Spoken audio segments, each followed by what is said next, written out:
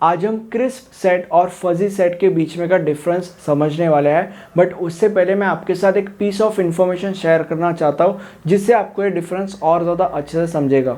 सबसे पहले हम ये समझते हैं कि ये जो है ये एक फैमिली डेटा सेट है और अब हम एक यूनिवर्सल सेट बनाते हैं। यूनिवर्सल सेट का मतलब एक ऐसा सेट जिसके अंदर डेटा सेट के अंदर का हर एक एलिमेंट अवेलेबल होता है। तो अभी ये जो हमारा डेटा सेट है इसके अंदर का हर एक एलिमेंट मतलब बेसिकली ये 7 एलिमेंट्स। अब अगर ये यूनिवर्सल सेट है तो इसके अंदर ये सातों के सातों एलिमेंट्स अवेलेबल होने चाहिए और अवेलेबल है तो ये हमारा यूनिवर्सल सेट बन गया। अब अगर सपोज मैंने तुम्हें बोला कि एक ऐसा सेट बनाओ जिसके अंदर फैमिली के सारे मेल्स हैं, तो ये तुम्हें भी पता है कि ग्रैंडपा, डैड और सन यही 3 मेल्स हैं और मुझे भी पता है कि ग्रैंडपा, डैड और सन यही 3 मेल्स हैं और इसीलिए हम दोनों भी यही एक सेट बनाएंगे जिसमें फैमिली के अंदर के सारे मेल्स हैं, मतलब बेसिकली ये तीनों। तो हमारा ये सेट बन के रेडी हो गया।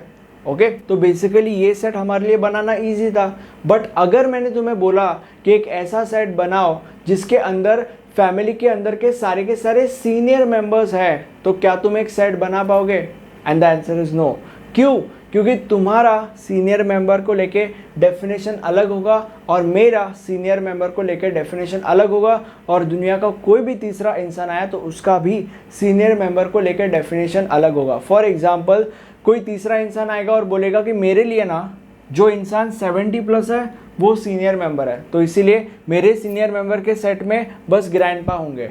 तुम आओगे, तुम बोलोगे कि मेरे लिए ना जो इंसान 60+ है वो सीनियर मेंबर है और इसीलिए मेरे सीनियर मेंबर के सेट में ना ग्रैंडमा और ग्रैंडपा आएंगे, बाकी कोई नहीं आएंगे। आएगा। मैं बोलूँगा कि नहीं ऐसा नहीं है, मेरे लिए ना जो लोग 50+ है वो ही सीनियर मेंबर्स है और इसलिए मेरे सीनियर मेंबर के सेट में ना बस आंट, ग्रैंडमा और ग्रैंडपा आएंगे, बाकी कोई नहीं आएगा। तो बेसिकली यहाँ पे तुम जैसे कि देख पा रहे हो कि सीनियर मेंबर इस वर्ड को लेके हम सबका डेफिनेशन अलग अलग है।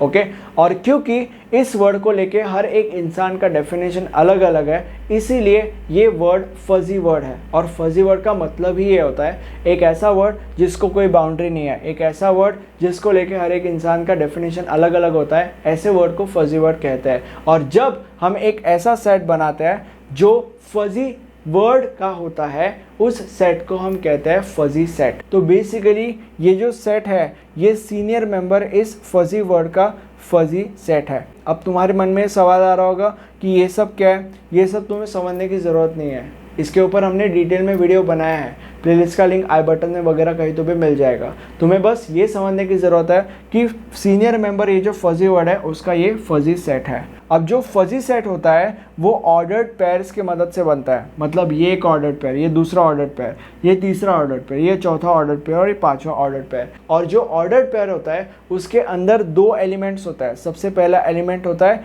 मेंबर, मतलब हर ऑर्डर्ड पेयर का तुम पहला एलिमेंट देख लो वो यूनिवर्सल सेट को ही बिलोंग करेगा, मतलब वो यूनिवर्सल सेट में से ही कोई ना कोई एक होगा। ग्रैंडपा इन्हीं में से एक है, ग्रैंडमा इन्हीं में से एक है, मॉम, आंट, डैड ये सब इन्हीं में से एक है। ठीक है, तो फर्स्ट एलिमेंट ये होता है। और जो सेकंड एलिमेंट होता है वो तुम्हें ये बताता है कि जो फर्स्ट एलिमेंट है वो किस हद तक इस सेट को बिलोंग करते हैं। फॉर एग्जाम्पल, अगर सपोज हमने ग्रैंडमा वाले ऑर्डर्ड पेयर को कंसिडर किया तो जो ये सेकंड एलिमेंट है यानी कि 0.825 वो तुम्हें ये बताता है कि इस डिग्री तक या इस एक्सटेंट तक या इस हद तक ग्रैंडमा एक सीनियर मेंबर है, क्योंकि वो सीनियर मेंबर का सेट है।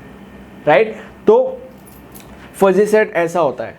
ओके, अब हम डिफरेंस बिटवीन के ऊपर आ जाता है। सबसे पहला पॉइंट ये कहता है कि it is a collection of element. जैसे कि क्रिस्प सेट है, इसके अंदर क्या है? बस एलिमेंट्स है, ग्रैंडपा, डैड, सन, ये अलग अलग एलिमेंट्स है। राइट, तो basically it is a collection of elements. और जो फजी सेट होता है it is a collection of ordered pairs. जैसे कि हमने देखा fuzzy set is a collection of ordered pairs, ये सारे के सारे ऑर्डर्ड पेयर्स है, 5 टोटल ऑर्डर्ड पेयर्स है। So it is a collection of ordered pairs. Next, every element present in the set has strict boundaries, yes और no. इसका मतलब ये है कि क्रिस्प सेट के अंदर अगर कोई एलिमेंट है तो वो कंप्लीटली उस सेट को बिलोंग करता है। ऐसा नहीं होगा कि वो आधा उस सेट को बिलोंग करता है और आधा किसी और सेट को बिलोंग करता है, ऐसा नहीं होने वाला।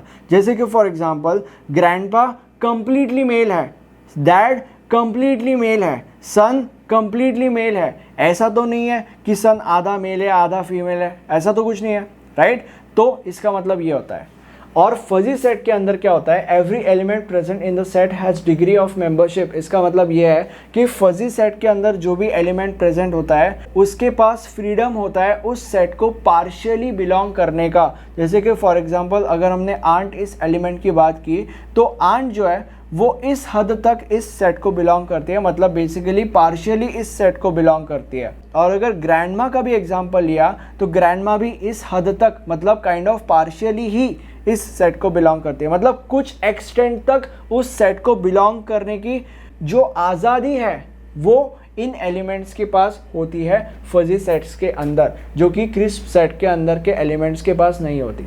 ठीक है। Third is crisp set requires precise, complete and finite data. इसका मतलब ये है कि जैसे हमने ये जो सेट बनाया क्रिस्प सेट, इसके अंदर मैंने तुम्हें क्या बोला कि एक ऐसा सेट बनाओ जिसमें सारे के सारे मेल्स हैं। तो अभी मेल जो है वो एक फाइनाइट डेटा है, वो एक क्रिस्प डेटा है, वो एक कंप्लीट डेटा है, वो एक प्रिसाइज डेटा है, वो एक एग्जैक्ट डेटा है, राइट। ये तुम्हें भी पता है कि मेल्स यही 3 लोग हैं और मुझे भी पता है कि यही 3 मेल्स है। दुनिया का कोई भी इंसान लाओ वो भी यही बोलेगा कि भाई यही 3 मेल्स है। बट फजी सेट में ऐसा नहीं होता।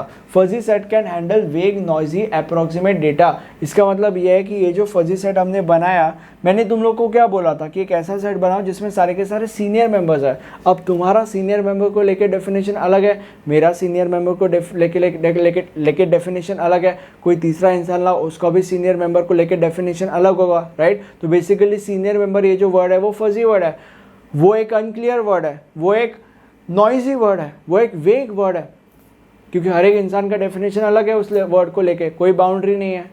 ओके, बट फिर भी हमने उस सेट को कंसिडर करके एक फजी सेट तो बना लिया। तो इसका मतलब क्या है, फजी सेट जो है वो नॉइजी, वेग, अनक्लियर या इम्प्रिसाइज डेटा को हैंडल कर सकता है। Now the next point is S is equal to S is such that S belongs to X। इसका मतलब यह है कि क्रिस्प सेट के अंदर का जो भी एलिमेंट होता है वो यूनिवर्सल सेट को बिलोंग करता है। देखो हर एक एलिमेंट इन ही में से कोई ना कोई एक होगा, ठीक है। एंड यहाँ पे क्या है, जो ऑर्डर्ड पेयर है is such that ordered pair का जो पहला एलिमेंट है दैट बिलोंग्स टू S, मतलब देख लो हर एक ऑर्डर्ड पेयर में का जो पहला एलिमेंट होगा, grandpa, grandma, aunt, mom, dad, वो यूनिवर्सल सेट में से ही कोई ना कोई एक होगा। हर एक एलिमेंट इसी को बिलोंग करता है। एंड जो दूसरा एलिमेंट है यानी कि बेसिकली ये, that is a degree of S। इसका मतलब जो दूसरा एलिमेंट है यानी कि 1, ये जो नंबर्स बेसिकली वो तुम्हें ये बताता है कि किस हद तक या किस एक्सटेंट तक या किस डिग्री तक ये जो पहला एलिमेंट है वो इस सेट को बिलोंग करता है। फॉर एग्जांपल, फिर से एग्जांपल दे देता हूँ, अगर सपोज 0.825 है तो ये नंबर तुम्हें ये बताता है कि इस एक्सटेंट तक ग्रैंडमा एक सीनियर मेंबर है, क्योंकि सीनियर मेंबर का ये फजी सेट है। And the last is application. इसका एप्लीकेशन है डिजिटल सिग्नल डिज़ाइन एंड इसका एप्लीकेशन इज फजी कंट्रोलर। अब इन सारी की सारी चीज़ों को लिखने में मुझे बहुत ज़्यादा मेहनत जाती है, इसलिए अगर आप एक छोटा सा लाइक कर दोगे तो मुझे दिल से काफ़ी अच्छा लगेगा। इस सब्जेक्ट के नोट्स मैंने आपके लिए बनाए हैं। अगर आपको बेटर रिजल्ट चाहिए या बेटर नॉलेज चाहिए तो आप मेरे नोट्स रेफर कर सकते हो। सारे के सारे डिटेल्स आपको नीचे डिस्क्रिप्शन बॉक्स में मिल जाएंगे। मुझे कमेंट सेक्शन में बताओ कि वीडियो कैसा लगा। यह हमारा प्लेलिस्ट है, इस प्लेलिस्ट में आपको इस सब्जेक्ट के सारे वीडियोस मिल जाएंगे। Thank you for watching this video and have a nice day. Bye bye.